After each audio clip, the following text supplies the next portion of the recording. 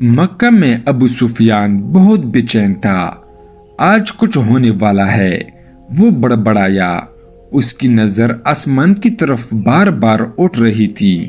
اس کی بیوی ہندا، جس نے حضرت امیر حمزہ رضی اللہ عنہ کا کلیجہ چبایا تھا، ابو سفیان کی پریشانی دیکھ کر اس کے پاس آ گئی۔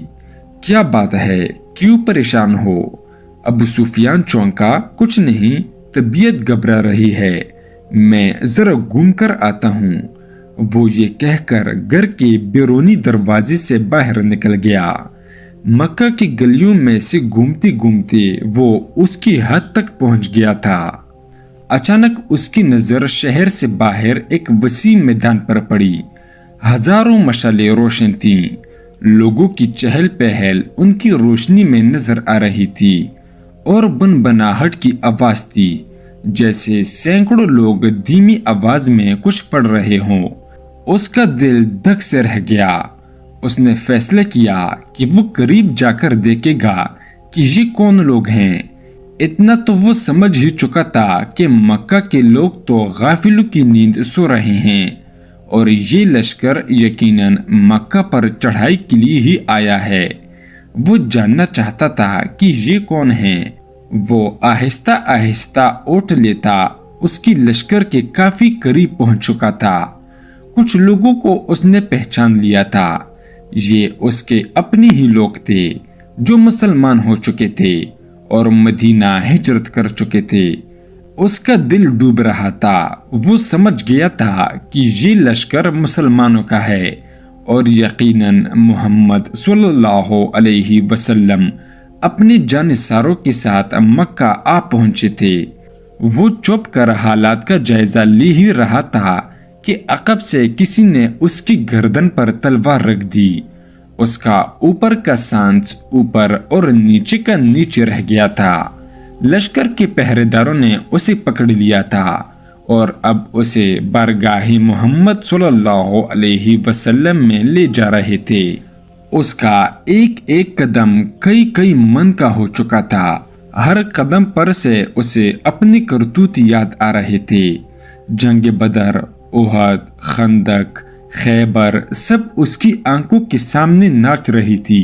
اسے یاد آ رہا تھا کہ اس نے کیسے سرداران مکہ کو اکٹھا کیا تھا محمد صلی اللہ علیہ وسلم کو قتل کرنے کے لیے، کیسے نجاشی کے دربار میں جا کر تقریر کی تھی کہ یہ مسلمان ہمارے غلام اور باغی ہیں، ان کو ہمیں واپس دو۔ کیسے اس کی بیوی ہندا نے امیر حمزہ رضی اللہ عنہ کو اپنے غلام حبشی کے ذریعے شہید کروا کر ان کا سینہ چاک کر کے ان کا کلیجہ نکال کر چبایا، اور ناک اور کان کاٹ کر گلے میں ہار بنا کر ڈالے تھے، اور اب اسے اسی محمد صلی اللہ علیہ وسلم کے سامنے پیش کیا جا رہا تھا۔ اسے یقین تھا کہ اس کی روایات کے مطابق اسے تیہ و تیغ کر دیا جائے گا۔ ادھر برگاہ رحمت للعالمین صلی اللہ علیہ وسلم میں اصحاب رضی اللہ عنہم جمع تھے، اور صبح کے اقدامات کے بارے میں مشاورات چل رہی تھیں کہ کسی نے آ کر ابو سفیان کی گرفتاری کی خبر دے دی۔ اللہ اکبر! خیمے میں نعرہ تکبیر بلند ہوا۔ ابو سفیان کی گرفتاری ایک بہت بڑی خبر اور کامیابی تھی۔ خیمے میں موجود عمر ابن خطاب اٹھ کر کھڑے ہوئے اور تلوار کو میان سے نکال کر انتہائی جوش کے عالم میں بولے، اس بدبخت کو قتل کر دینا چاہیے۔ شروع سے سارے فساد کی جڑ یہی رہا ہے۔ چہرہ مبارک رحمت للعالمین صلی اللہ علیہ وسلم پر تبسم نمودار ہوا، اور ان کی دلوں میں اترتی ہوئی آواز گونجی، بیٹھ جاؤ عمر، اسے آنے دو۔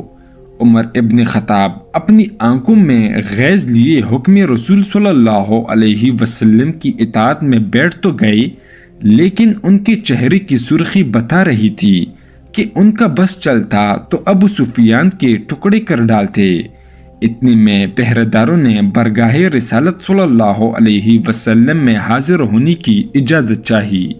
اجازت ملنے پر ابو سفیان کو رحمت للعالمین کے سامنے اس حال میں پیش کیا گیا کہ اس کے ہاتھ اس کے امامے سے اس کی پشت پر بندھی ہوئی تھے۔ چہرے کی رنگت پیلی پڑ چکی تھی اور اس کی آنکھوں میں موت کے سائے لہرا رہے تھے، اور اصحاب رضی اللہ عنہم نے ایک عجیب جملہ سنا، اس کے ہاتھ کھول دو اور اس کو پانی پلاؤ، بیٹھ جاؤ ابو سفیان۔ ابو سفیان ہاری ہوئی جواری کی طرح گرنے کے انداز میں خیمے کے فرش پر بچھے قالین پر بیٹھ گیا۔ پانی پی کر اس کو کچھ حوصلہ ہوا تو نظر اٹھا کر خیمے میں موجود لوگوں کی طرف دیکھا۔ عمر ابن خطاب کی آنکھیں غصے سے سرخ تھیں۔ ابو بکر رضی اللہ عنہ کی آنکھوں میں اس کے لیے افسوس کا تاثر تھا۔ حضرت عثمان رضی اللہ عنہ کے چہرے پر عزیزداری کی ہمدردی اور افسوس کا ملا جلا تاثر تھا۔ حضرت علی رضی اللہ عنہ کا چہرہ سپاٹ تھا۔ اسی طرح باقی تمام اصحاب کے چہروں کو دیکھتا دیکھتا آخر اس کی نظر محمد صلی اللہ علیہ وسلم کے چہرہ مبارک پر آ کر ٹھہر گئی، جہاں جلالت و رحمت کی خوبصورت امتزاج کے ساتھ کائنات کی خوبصورت ترین مسکراہٹ تھی۔ کہو ابو سفیان کیسے آنا ہوا؟ ابو سفیان کے گلے میں جیسے آواز ہی نہیں رہی تھی۔ بہت ہمت کر کے بولا، میں اسلام قبول کرنا چاہتا ہوں۔ عمر ابن خطاب ایک بار پھر اٹھ کر کھڑی ہوئے۔ یا رسول اللہ صلی اللہ علیہ وسلم، یہ شخص مکاری کر رہا ہے، جان بچانے کے لیے اسلام قبول کرنا چاہتا ہے، مجھے اجازت دیجیے، میں آج ہی اس دشمن کا خاتمہ کر دوں۔ ان کی منہا سے کف جاری تھا۔ بیٹھ جاؤ عمر، رسالت مآب صلی اللہ علیہ وسلم نے نرمی سے پھر فرمایا۔ بولو ابو سفیان، کیا تم واقعی اسلام قبول کرنا چاہتے ہو؟ یا رسول اللہ صلی اللہ علیہ وسلم، میں اسلام قبول کرنا چاہتا ہوں۔ میں سمجھ گیا ہوں کہ آپ اور آپ کا دین بھی سچا ہے اور آپ کا خدا بھی سچا ہے، اس کا وعدہ پورا ہوا۔ میں جان گیا ہوں کہ صبح مکہ کو فتح ہونے سے کوئی نہیں بچا سکے گا۔ چہرہ رسالت مآب صلی اللہ علیہ وسلم پر مسکراہٹ پھیلی۔ ٹھیک ہے ابو سفیان، تو میں تمہیں اسلام کی دعوت دیتا ہوں اور تمہاری درخواست قبول کرتا ہوں۔ جاؤ، تم آزاد ہو۔ صبح ہم مکہ میں داخل ہوں گے انشاءاللہ۔ میں تمہارے گھر کو جہاں آج تک اسلام اور ہمارے خلاف سازشیں ہوتی رہیں، جائے امن قرار دیتا ہوں۔ جو تمہارے گھر میں پناہ لے لے گا وہ محفوظ ہے۔ ابو سفیان کی آنکھیں حیرت سے پڑھتی جا رہی تھیں۔ اور مکہ والوں سے کہنا، جو بیت اللہ میں داخل ہو گیا اس کو امان ہے، جو اپنی کسی عبادت گاہ میں چلا گیا اس کو امان ہے، یہاں تک کہ جو اپنے گھروں میں بیٹھ گیا اس کو بھی امان ہے۔ جاؤ اور جا کر صبح ہماری آمد کا انتظار کرو، اور مکہ والوں سے کہنا کہ ہماری کوئی تلوار میان سے باہر نہیں ہوگی، ہمارا کوئی تیر ترکش سے باہر نہیں ہوگا، ہمارا کوئی نیزہ کسی کی طرف سیدھا نہیں ہوگا، جب تک کہ کوئی ہمارے ساتھ لڑنا نہ چاہے۔ ابو سفیان نے حیرت سے محمد صلی اللہ علیہ وسلم کی طرف دیکھا اور کانپتی ہونٹوں سے بولنا شروع کیا، اشہد اللہ الہ الا اللہ و اشہد ان محمدن عبدہ و رسولہ۔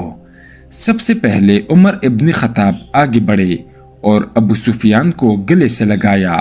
مرحبا اے ابو سفیان، اب سے تم ہماری دینی بھائی ہو گئے، تمہاری جان مال ہمارے اوپر ویسی ہی حرام ہو گیا جیسا کہ ہر مسلمان کا دوسرے پر حرام ہے۔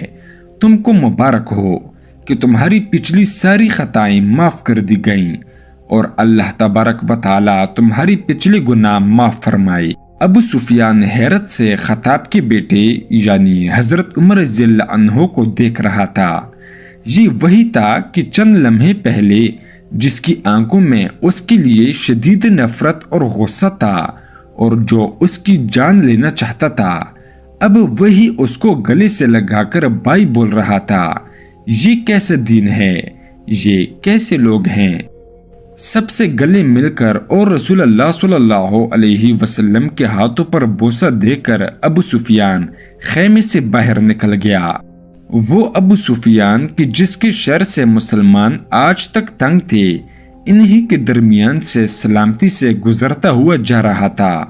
جہاں سے گزرتا اسے اسلامی لشکر کا ہر فرد، ہر جنگجو، ہر سپاہی جو تھوڑی دیر پہلے اس کی جان کے دشمن تھے، اب آگے بڑھ بڑھ کر اس سے مصافحہ کر رہے تھے، اسے مبارکباد دے رہے تھے، خوش آمدید کہہ رہے تھے۔